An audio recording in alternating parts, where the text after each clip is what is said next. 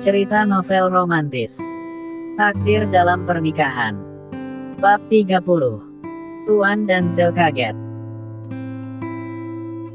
Kejeniusan Jenika saat memaparkan rencananya untuk membiarkan pengacara Dito menikmati pelariannya, tentu saja tidak dilakukan oleh dirinya sendiri. Ia juga harus bekerja sama dengan polisi dunia dan itu juga harus tetap waspada karena rumitnya kejahatan di dunia ini. Bak jamur di musim penghujan yang tidak akan seluruhnya patah namun akan terus tumbuh hilang berganti. Karena semua kejahatan yang dilakukan oleh para penjahat sekelas mafia punya motif berbeda berdasarkan pandangan kerdil mereka dalam menyikapi kehidupan. Jenika, mengapa kamu masih punya ide seberlian itu, nak? Tanya Hakim Gustav. Karena hati manusia merasa tidak akan pernah merasa cukup dengan apa yang ia dapatkan jika di dalam hatinya ada secuil niat kejahatan, maka jalan instan akan menjadi peluang baginya untuk meraup keuntungan besar tanpa bersusah payah dengan pekerjaan yang penuh kejujuran dan banyak tuntutan persyaratan yang membuat mereka kesulitan menggapai sesuatu yang mereka impikan, ucap Jenika. Mengapa kamu berpandangan seperti itu pada mereka, Jenika? Tanya kakek Nixon. Karena keserakahan dalam diri mereka timbul karena terus-menerus diiming-imingi oleh bisikan setan sebagai pengikutnya kelak. Makin mereka berhasil mendapatkan apa yang mereka upayakan dari hasil kejahatannya, semakin pula solusi yang ditunjuk setan untuk terus berkolerasi dengan perbuatan mereka yang bertentangan dengan palung hukum. Jadi singkat katanya, kejahatan akan terus merebak jika sifat manusia tetap serakah akan kemewahan dunia. Setan tidak akan pernah merasa cukup menyesatkan anak cucu Adam dengan kenikmatan duniawi didapatkannya dengan cara yang salah.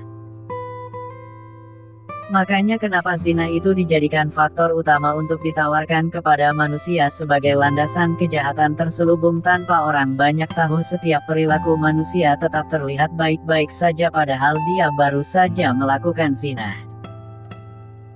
Zina yang sulit terdeteksi saat ini adalah zina hati melalui niat dan zina mata melalui tayangan, ucap Jenika.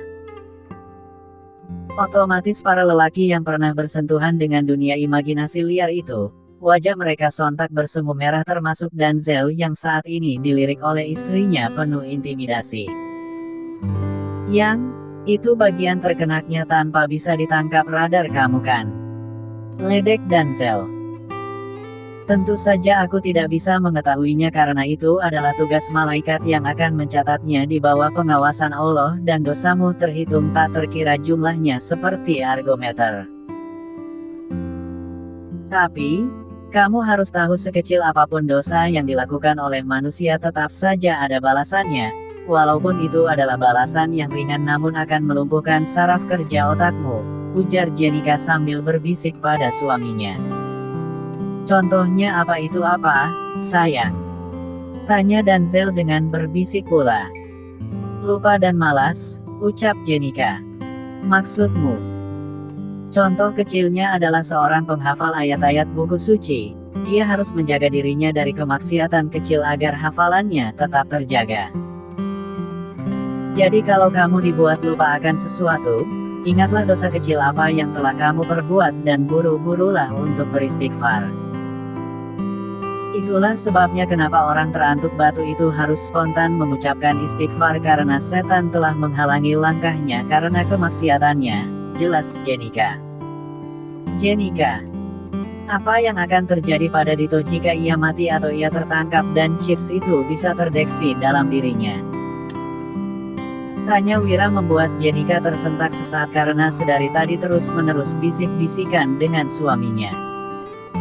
Jenika kembali ke mode serius untuk menjawab pertanyaan Wira. Cara kerja chips kecil itu seperti cara kerja jantung di mana aliran darah yang akan mengalir ke jantung dengan memompa darah menuju otak untuk mendapatkan pasokan oksigen dan darah itu akan kembali mengalir ke seluruh badan. Alat itu tidak akan bekerja lagi jika aliran darah terhenti mengalir ke otak karena jantung berhenti bekerja karena alat itu bekerja. Bagaimana otak bekerja? Di saat itu kita sudah mengetahui Dito sudah meninggal yang mungkin dalam keadaan yang sangat mengenaskan. Kadang pengkhianat seperti Dito, hukuman untuknya tidak perlu berakhir di penjara karena dia harus membayar kejahatannya di mana tempat ia mengabdi pada orang yang mengajaknya untuk berkhianat. Bukankah itu terdengar lebih menyenangkan, Tuan Wira? Imbu Jenika membuat mata para pengagumnya di meja itu hanya bisa berdecak kagum dan tidak sedikit yang menelan salivanya dengan susah payah bagaimana melihat kehebatan istrinya dan Zel ini menghukum seorang pengkhianat dengan caranya sendiri. Dan Zel yang ikut bengong menatap mata indah istrinya dan berhasil digoda oleh Jenika dengan mengerlingkan mata genitnya pada sang kekasih. Baby, jangan nakal. Atau kamu tidak akan bisa berjalan besok. Ancam dan Zel sambil berbisik. Mau? Tantang Jenika makin merayu suaminya. Dan Zel harus menarik nafasnya berkali-kali karena ia harus mendapatkan kejutan yang sangat banyak dari Jenika saat bersamanya. Jenika mampu memposisikan dirinya sendiri sebagai pelacur di depan suaminya. Itulah yang membuat Denzel diberi surprise setiap saat jika bersama dengan Bu Mil ini sejak keduanya bersatu kembali pasca 3 tahun berpisah dengan Jenika. Walaupun pernah terjadi lagi salah paham di antara mereka. Reno berdehem berkali-kali untuk mengingatkan Denzel agar tidak kebablasan memamerkan keromantisannya di depan mereka yang masih belum mendapatkan kenikmatan yang sama dengannya, tentunya dengan cara yang halal. Jenika tersipu malu lalu meminta Denzel untuk membawanya bergabung bersama para orang tua yang sudah berkumpul di ruang keluarga yang masih butuh penjelasan darinya karena Jenika seperti panglima perang yang membuat banyak jebakan untuk menjatuhkan musuh tanpa membuat mereka terluka. Di saat semuanya berkumpul, ada pemandangan lain yang saat ini sedang ada CLBK yang tentunya datangnya dari Arlen yang sejak tadi memperhatikan Nadine. Rasanya ini kesempatan untuk dirinya mendekati wanita pujaannya itu. Nadine dan Celia yang sedang membantu pelayan untuk membereskan meja makan, harus terhenti karena Arlen ingin bicara dengan Nadine, begitu pula dengan Reno yang masih saja usilin Celia yang tampak merengut. Apakah kamu tidak punya pekerjaan lain selain datang menggodaku? Kenapa tidak duduk bersama dengan Kak Jenika agar kamu sedikit lebih pintar darinya, sarkas Celia. Aku lebih hebat dari kakak iparmu itu Celia, ujar Reno sambil mengintil Celia kemanapun gadis itu bergerak. Hebat apanya? Dari tadi kamu juga hanya menjadi pendengar setianya Kak Jenika penuh dengan decak kagum padanya, imbuh Celia. Hebat membuat anak, sahut Reno frontal. Justru Celia lebih mengerti dengan bahasa harafiah ketimbang bahasa penuh istilah yang tidak mampu dicernanya. La terdiam beberapa saat karena tubuhnya langsung menegang. Kenapa sayang? Apakah kamu baru mengerti melihat tanda polkadot merah pada kakak iparmu itu yang artinya mereka sedang melakukan jelas Reno lagi dan kali ini badan Celia terhuyung ke belakang dengan nafas memburu diikuti dadanya kembang kempis tak karuan. Pasalnya ia mulai mengerti arti kata main itu adalah hubungan di tempat percetakan atau melakukan yang namanya saling berbagi. Karena selama di pesantren saat duduk di bangku SMA kelas 12 di materi agama ada penjelasan tentang hubungan dijelaskan tanpa ada kata main di dalamnya. Pergilah. Menjauh dariku. Kamu saat ini sedang berpikiran aneh padaku dan aku bukan objek fantasimu itu. Terima kasih, sudah memberitahuku arti sebenarnya kata main untuk suami istri, jadi aku tidak terlihat memalukan di depan orang dewasa saat membahas yang begituan. Permisi. Ucap Celia tegas dengan raut wajah yang sudah tak sepolos tadi membuat Reno kalang kabut sendiri mendekati gadis itu yang sudah membuatnya jatuh cinta. Maafkan aku Celia. Aku hanya merayumu saja bukan berniat buruk padamu, ucap Reno mode serius. Celia yang tidak ingin berurusan lagi dengan Reno. meninggalkan Reno di ruang makan dan segera kembali ke kamarnya. Sementara Arlen sedang duduk berdua di pinggir kolam renang sambil sesekali mencuri pandang pada Nadine. "Apakah kamu sudah punya pacar, Nadine?" tanya Arlen. "Belum, Arlan," jawab Nadine. "Berarti aku punya kesempatan untuk kembali lagi padamu," tanya Arlen. "Emangnya kamu sudah punya nyali untuk berhadapan dengan Bang Reno dan Bang Wira?" Ledek Nadine karena Arlen tidak berani menjalin hubungan serius dengan Nadine karena nyalinya tidak cukup untuk menghadapi dua abangnya Nadine yang merupakan sahabatnya sendiri. Dek. Satu persatu tamunya keluarga kakek Nixon meninggalkan kediaman beliau. Sekarang tinggal Tuan Rusli yang masih berharap putrinya tetap berhubungan dengannya walaupun kasus Denzel sudah selesai. "Nak, Jenika. Jika kamu ingin membutuhkan bantuanku dan mau mengetahui pergerakan terselubung kejahatan mafia yang merugikan negara melalui cybercrime, kapan saja kamu bisa datang ke tempatku dan aku siap akan menolongmu," ucap Tuan Rusli dianggupi Dr. Mariska yang mengerti arti kegelisahan suaminya. "Terima kasih Tuan Rusli. Anda dan istri Anda sangat baik." Jenika seakan berada di tengah keluarga sendiri. "Terima kasih atas bantuan kalian berdua.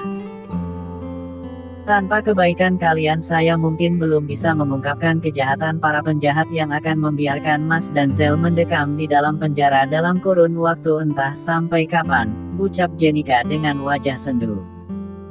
"Sudahlah, Nak. Tolong jangan diingat-ingat lagi karena kebahagiaan sedang menghampiri kamu dan keluarga saat ini. Sekarang nikmati saja jerih payahmu. Karena kamu pantas mendapatkannya," ucap Dr. Mariska. "Nak, Jenika. Masih banyak cerita yang belum saatnya Bapak ceritakan kepadamu mengingat kamu saat ini sedang hamil besar. Insya Allah jika kamu sudah melahirkan, ada yang Bapak ingin sampaikan kepadamu. Sekarang kami pulang dulu. Jaga kesehatanmu dan juga bayi kembarmu. Sekarang fokus pada kelahiran mereka saja," ucap Tuan Rusli lalu mengusap kepala putrinya membuat hati Jenika terasa sangat hangat, nyaman dan ada perasaan yang ia rasakan tapi tidak tahu itu apa, hingga membuat ia menangis tanpa tahu alasannya. Ada sentuhan ajaib yang mengalirkan rasa kasih sayang seorang ayah. Rasa cemas dan segala cinta serta kekuatan batin yang Tuan Rusli lakukan pada Jenika hanya melalui sentuhan tangan. Begitu pula Tuan Rusli yang menahan beban besar dalam dirinya untuk menumpahkan semua rasa yang sedang mengaduk-aduk hatinya antara rasa bersalah dan juga rasa keingintahuan yang besar dalam dirinya tentang ibu kandungnya Jenika. Usai mengusap kepalanya Jenika, Tuan Rusli langsung melangkah ke mobilnya karena sang sopir sudah menunggu mereka. Dr. Mariska mendekap Jenika sebentar dan meminta Jenika untuk melahirkan di rumah sakit miliknya saja dan Jenika menyanggupinya. Ia sengaja melakukan itu karena musuh Jenika saat ini pasti sedang mengintai gadis itu. Bisa jadi ada rumah sakit yang akan melakukan sesuatu kepada Jenika dan bayinya jika uang sudah bertindak mengusai akal sehat seseorang. Jenika melambaikan tangannya pada Dr. Mariska sementara Tuan Rusli sibuk mengusap air matanya yang sudah berderai karena tidak kuat menahan rindunya pada sang putri dengan segala kegalauan yang ia rasakan saat ini pada putrinya. Mobil mewah itu segera melesat meninggalkan kediaman kakek Nixon.